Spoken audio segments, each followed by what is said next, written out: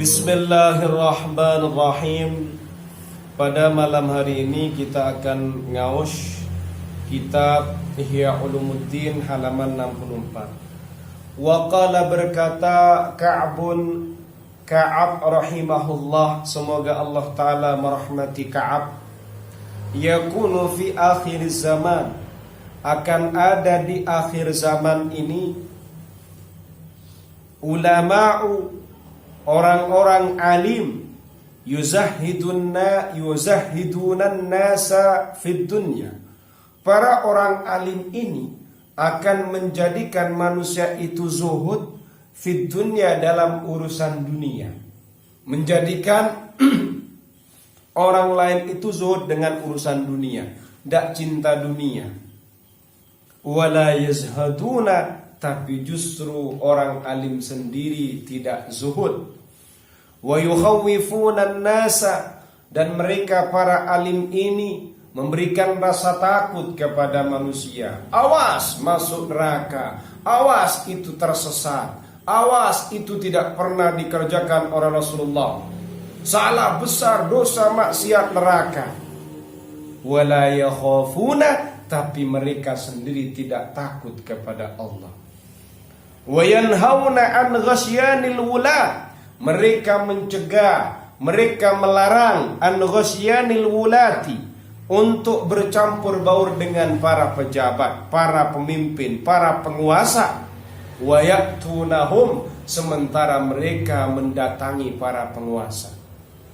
Wa yu'thiruna dunya 'alal akhirah, dan mereka mengutamakan dunia daripada akhirat. Yakuluna bi alsinatihim, mereka makan dengan lidah-lidah mereka. Yaqrabunal aghniya'a, mereka mendekati orang-orang kaya. Dunal fuqara'a, bukan orang-orang fakir. Yataghayyaruna 'alal ilmi, mereka saling cemburu dengan ilmu. Kama tataghayyarun nisa, sebagaimana saling cemburunya para wanita alar rijali, atas beberapa laki-laki. Yaghdabu ahaduhum, salah satu di antara orang alim, di antara ulama tadi marah, ala jalisihi, atas partner duduknya. Idza jalasa, idza jalasa ghairuhu, jika duduk, idza jalasa ghairuhu, jika duduk ghairuhu, pada selainnya. Jadi yaghdabu ahaduhum ala jalisihi idza jalasa ghairuhu. Kamu paham yaghdabu ahaduhum ini? Jadi salah satu orang alim itu akan marah kepada ala jalisihi, atas jalis ini adalah teman duduknya. Kalau era milenial ini tempat curhatnya ya, seperti itu. Ila jalasa ghairuhu, jika orang lain yang duduk. Jadi misalnya gini, idza jalasa, jika duduk, ghairuhu, orang yang selainnya. Ada contohnya, misalnya Sofi ini akrabnya, duduknya selalu dengan mursyid, partnernya mursyid. Kok ternyata mursyid ini sekarang partnernya bukan Sofi, mursyid bertemannya dengan imam. Sofi ini marah. Nah gitu. Gimana kamu ini? Kok kamu sudah tidak dekat lagi dengan saya? Dan seperti itu. Sekarang banyak ya seperti itu ya. Ya, seperti itu.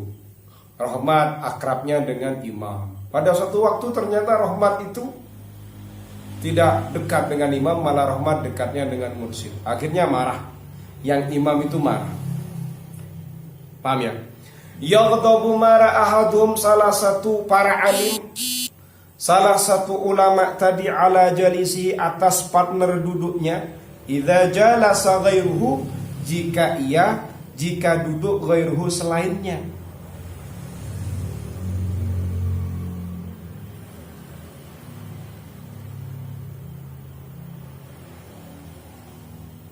Berarti kalau yang duduk pada selainnya ini ada fa'ilnya, itu adalah idza jalasa, jika duduk siapa jalisihi ghairahu pada selainnya ahadahu. Begitu. Jadi jika partner duduknya tadi saling duduk ghairahu pada selainnya ahaduhu. Jadi kalau kamu ditanya mana fa'ilnya jalasa, jalasa itu jalis. Kemudian mana maf'ul bihnya ghairahu, ghairahunya baliknya kepada ahadu. Lek dimaknai Jawa, idza jalasa ing dalam nelikani saling lungguh sapa jalis ghairahu ing sakliyane ahadahu. Paham ya? Paham Farul? Idza jalasa ghairahu ulaikal jabbarun, mereka adalah orang-orang alim yang sombong, a'da'ur rahmani, musuhnya Allah yang Maha Pengasih. Jadi katanya Ka'ab rahimahullah dalam kitab ini, kelak di akhir zaman itu akan muncul orang-orang alim yang dia ketika sedang motivasi kepada manusia, memotivasi manusia agar tidak mencintai dunia, tapi sementara dirinya sendiri dia itu tidak zuhud sama sekali. Dia suka dengan dunia itu. Dia akan sering menakut-nakuti manusia dengan urusan haram, maksiat, neraka, kesalahan, begini macam-macam. Tapi sementara dirinya sendiri tidak takut kepada Allah. Orang lain dibikin takut, mereka sendiri tidak takut. Mereka itu mencegah, awas kalian jangan sampai kumpul dengan para pemimpin, para penguasa, para pejabat. Sementara mereka sendiri melaksanakan hal itu dan mengedepankan dunia daripada akhirat. Mereka makan dengan lidah-lidah mereka. Mereka mendekati orang-orang kaya. Justru mereka menjauhi orang-orang yang fuqara wal masakin. Seperti itu. Mereka itu ternyata antara sesama alimnya ada kecemburuan. Kita banyak menemukan ini ketika dalam ritme politik. Nampak. Ya toh? Ketika urusannya ritme politik, kita lihat ada kecemburuan luar biasa. Ya, apa kamu jangan ngaji sama itu? Bisa jadi itu karena faktor politik, atau bisa jadi karena faktor fulus. Seperti itu. Jadi ketika kamu ada orang kok nyerang terus, ya toh, itu perlu dicurigai. Dia itu betul sebenarnya membawa Al-Quran, membawa As-Sunnah, atau jangan-jangan sebenarnya takut amplopnya berkurang. Seperti itu. Kenapa? Karena sebagaimana kajian kitab sebelumnya, ketika orang itu urusannya dunia dan ada seorang yang lain yang tidak kenyang, contoh, ada proyek, ini kumpulannya para ulama ini, orang alim semua ini. Di sini kenyang, cair. Di sini kenyang, cair. Wah, di sini yang tiga ini komplain. Padahal bahasnya itu urusan dunia loh ya. Ini kok komplain semua. Anda harus sadar. Kenapa? Karena mereka tidak kenyang. Loh, kalau masih mikirnya urusan kenyang dan perut, ya pasti akan terjadi bentrokan. Sampai nanti dibawa ke urusan ilmu. Nah, seperti itu. Bahkan katanya lanjutannya, yaghdabu ahaduhum ala jalisi. Dia akan marah kok kepada teman duduknya, teman terdekatnya itu. Idza jalasa ghairuhu, jika ia malah duduk dengan orang lain. Biasanya kamu akrab dengan saya, kok dalam hal ini saya malah ditinggalkan. Kamu kok dekatnya dengan Farul sih? Nah, urusannya dunia seperti itu. Ulaikal jabbarun, mereka itu orang-orang sombong, a'da'ur rahman, musuhnya Allah yang sebenarnya. Seperti itu. Paham ya? Jadi kita ini semoga Allah Ta'ala menjaga kita semua. Ujian dunia itu memang ujian yang paling manis.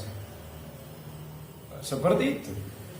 Makanya dunia itu katanya masyayikh kita, dunia itu adalah obat. Dunia obat itu kamu harus paham. Oh berarti suruh mencintai dunia? Bukan. Obat itu kamu akan mengkonsumsi sesuai kebutuhan apa akan maksimal mengkonsumsinya. Kamu sakit kepala, betrek 10 apa 1? Nah ya sudah, dunia itu obat sesuai dengan butuhmu. Paham ya? Kenapa? Ya ini akan menimbulkan kayak gini. Jadi ngaji kitab Ihya ini kamu betul-betul disuruh menjadi pribadi yang betul-betul dekat dengan Allah, murni karena Allah. Wa qala sallallahu alaihi wasallam, Nabi Muhammad sallallahu alaihi wasallam bersabda, "Inna syaitana, sesungguhnya syaitan, rubbama yusawwifukum bil ilmi." Terkadang ia akan memperlamakan kalian bil ilmi dengan satu ilmu. Setan itu akan menjadikan kamu berlama-lama dengan urusan ilmu. Faqila ya Rasulullah. Lalu ditanya kepada Rasulullah, "Wa kaifa dzalika?" Bagaimana kok bisa sedemikian ya Rasulullah?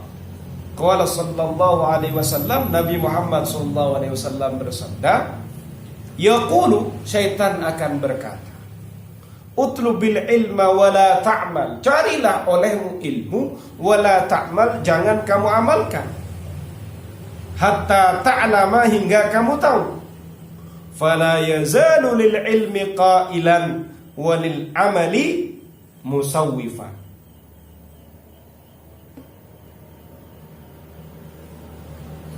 Setan akan selalu berkata, lil ilmi, urusan ilmu, qailan, walil amali musawwifan.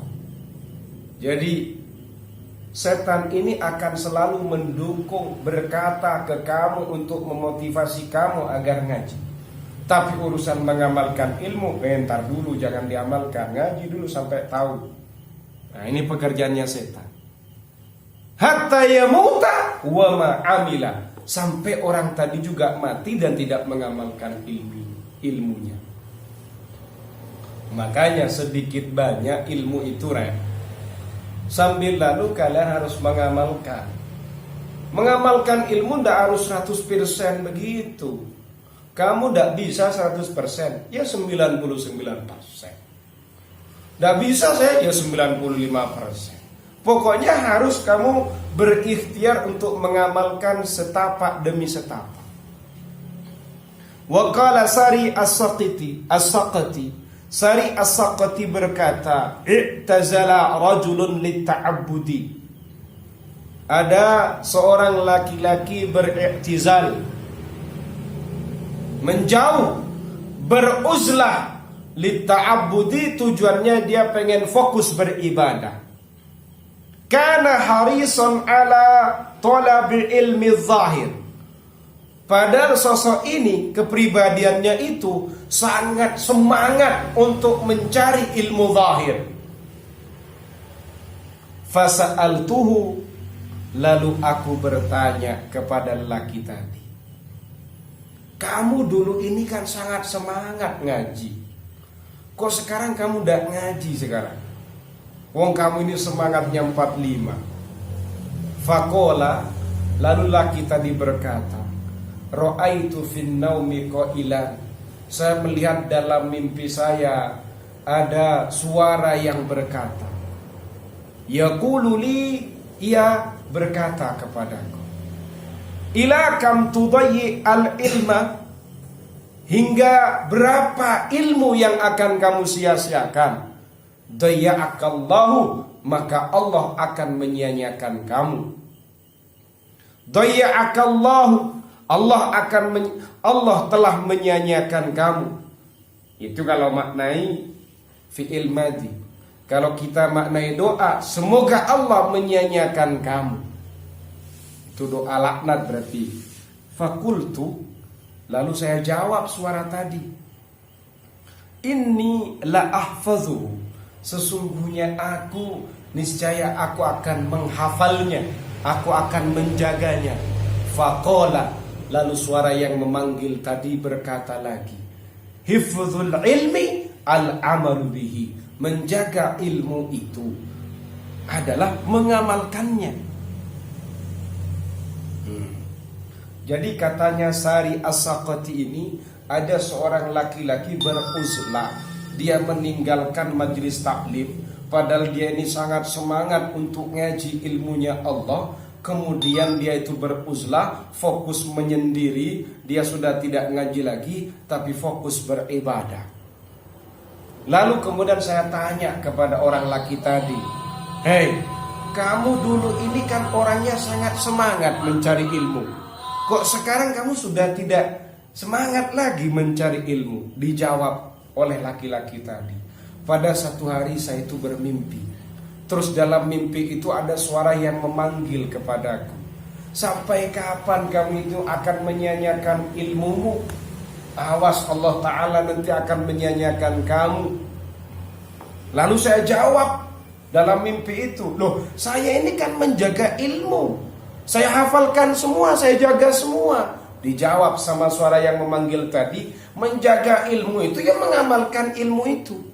Karena sedemikian, fataraktu talaba wa aqbaltu 'alal amal. Karena gara-gara mimpi itulah saya meninggalkan untuk mencari ilmu, wa aqbaltu 'alal amal, dan saya menyambut, memulai untuk mengamalkan ilmu. Ini Mat, takut Rohmat mau mengamalkan, takut. Ini orangnya Rohmat sudah alim, ngaji baru sehari, Ustaz saya sudah tidak ngaji lagi, terus saya langsung mau mengamalkan ilmu. Kan repot kalau dijadikan dalil. Ini orangnya alim Mat, ya, sudah alim bertahun-tahun kok mondok terus gitu loh, tapi tidak mengamalkan, tidak praktek. Bukan orang yang masih mondok umur 1 bulan, nanti 1 bulan, saya pengen mengamalkan kitab Ihya, masa ngaji terus saya itu kan, terus mau pulang ke Madura. Paham ya? Seperti itu. Wa qala Ibnu Mas'ud radhiyallahu an, laisal ilmu bi kathratir riwayat wa innamal ilmu al khasyah. Ibnu Mas'ud berkata radhiyallahu anhu, semoga Allah Ta'ala meridainya, ilmu itu bukan karena banyaknya riwayat, banyaknya meriwayatkan hadis, banyaknya mengkisahkan ilmu. Jadi orang alim itu bukan di situ standarnya, katanya Abdullah bin Mas'ud. Terus apa? Innamal ilmu al khasyah. Semakin banyak ilmu, semakin rasa takutmu itu kuat kepada Allah. Seperti itu. Paham Rahmat ya? Yes. Wa qala al-Hasan, ta'allamu ma syi'tum an ta'lamu, fa wallahi la ya'jurukumullah, fa wallahi la ya'jurukumullah hatta ta'malu, fa inna sufaha himmatuhum ar-riwayah wal ulama'u himmatuhum ar-ri'ayah. Satu tesis lagi. Wa qala al-Hasan, al-Hasan berkata, ta'allamu ma syi'tum, ngajilah kalian itu ilmu yang kalian inginkan. An ta'lamu, ingin kalian ketahui. Fa wallahi, demi Allah, la ya'jurukumullah, Allah Ta'ala tidak akan mengganjarmu, tidak akan memberikan pahala kepada kalian, hatta ta'malu, kecuali kalian mengamalkan ilmumu.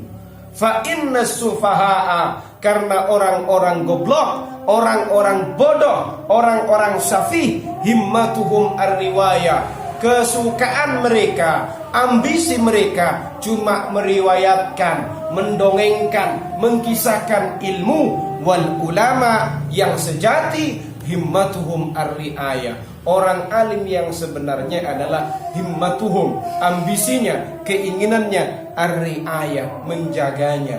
Menjaganya berarti mengamalkan. Wa qala Malikun rahimahullah, wallahu a'lam bissawab.